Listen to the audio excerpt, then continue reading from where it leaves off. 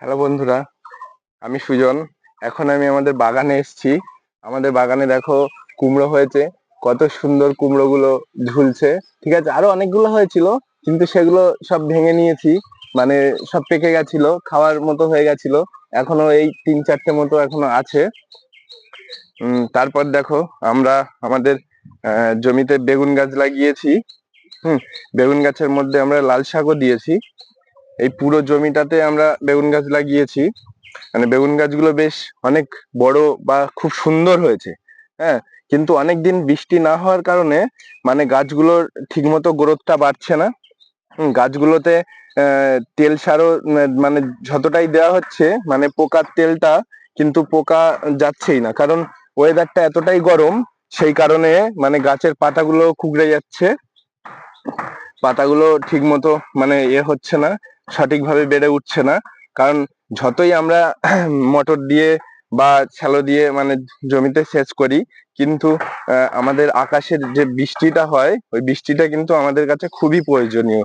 এই কারণে মানে আমরা এই চাষের দিকে এখন মানে খুবই মানে কি বলবো, মানে খারাপ অবস্থাতে যাচ্ছে। এই বেগুন গাছগুলোর অবস্থা দেখো, মানে এইসব পাতাগুলো খুবই মানে কুঁকড়ে টাইপের যাচ্ছে, খারাপ পজিশনে খুবই আছে। এর মাঝে মাঝে আমরা কিছু পুঁই শাকও লাগিয়েছি।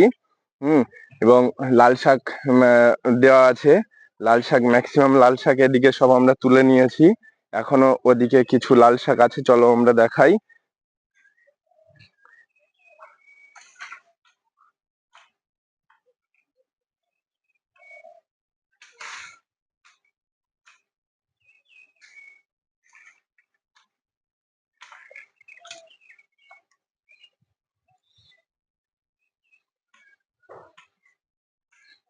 এই লাল শাকগুলো এখনো তোলা বাকি রয়ে গেছে। এই লাল শাকগুলো আমরা তুলবো। তোলার পরে এইগুলো আমরা বাজারে নিয়ে যাব বিক্রি করার জন্য।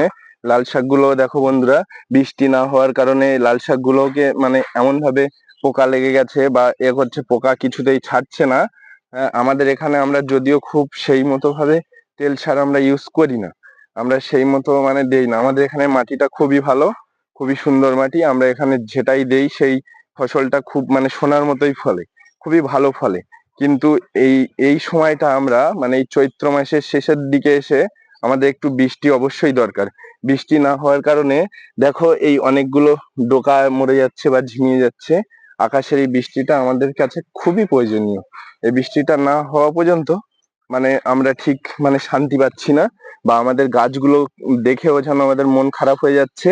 গাছগুলো খুব ভালো অবস্থাতে নেই। হ্যাঁ, আপনারা কে কোথা থেকে দেখছো? এই বৃষ্টি না হওয়ার কারণে আমাদের যে সমস্যাটা হচ্ছে, কার কার এই সমস্যাগুলো হচ্ছে, সবাই কমেন্ট করে জানাও।